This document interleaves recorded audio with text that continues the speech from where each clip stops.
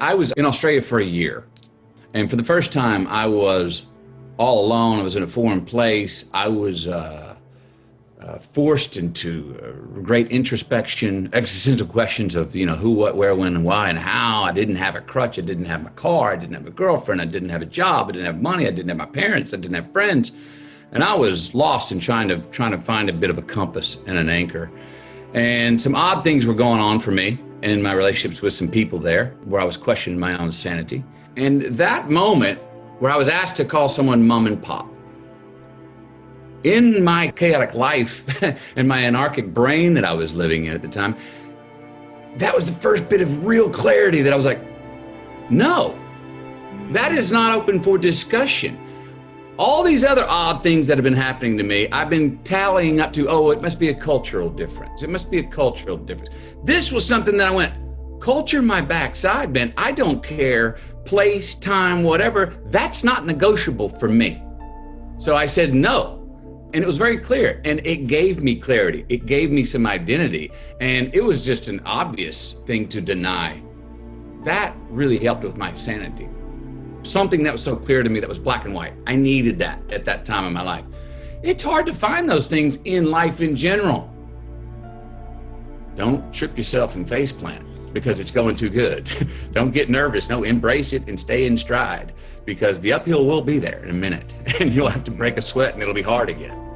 It's also about not creating false drama when it's not needed. And I see a lot of people do that, and I've been susceptible to it as well. The drama's gonna come. Look, we all like pleasure over pain, but I think what we forget sometimes is that there's a greater pleasure that can come with going through a pain. If you go through resistance and you choose resistance at the right times and you go through it, you have greater, more evolved pleasure on the other side of it. Look at the world a lot of our young people are living in. We're all connected, but nobody's with each other. Their world is massive. They have more outreach than any of us ever have, but they're more isolated than ever before. So it's inevitable, human nature.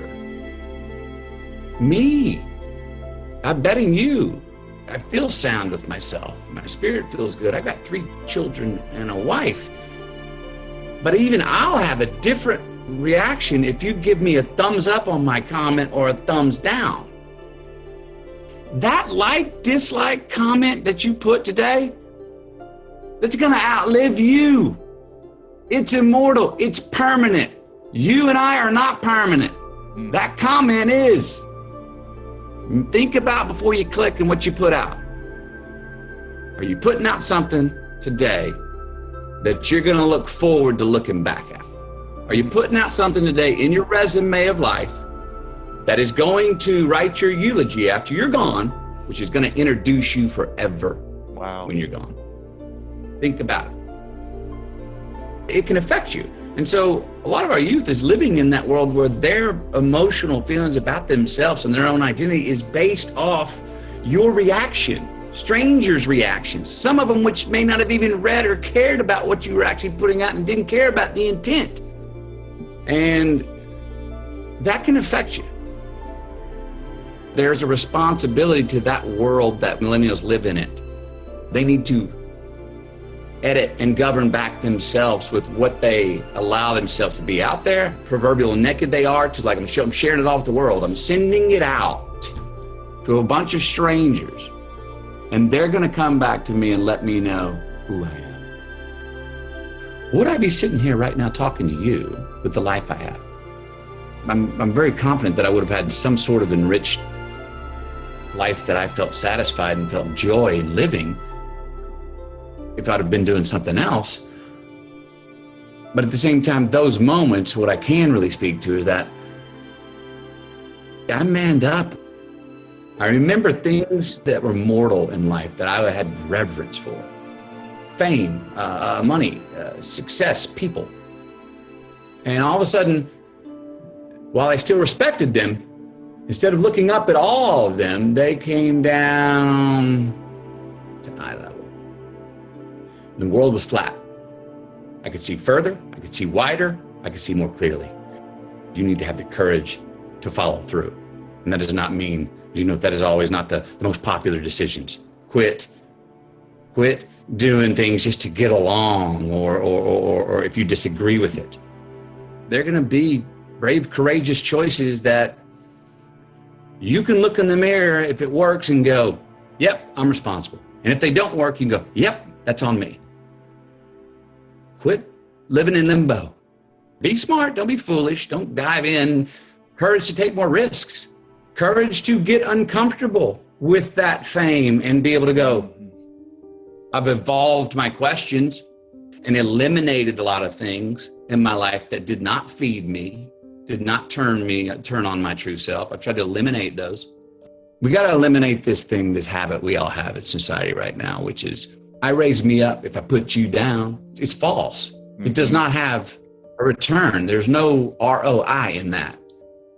We love to dissect problems. Well, start dissecting success. Start looking and deconstructing your life, your choices, those people you're hanging around with, those places. When things are going well, when you're like, I feel like I finally caught a groove here. And we don't just get there by dissecting our failures. And when we're in a rut, we need to be confident enough to go, well, things are going well, and I can't take this for granted. What is it I'm doing? Oh, I prepared more. I didn't have stress.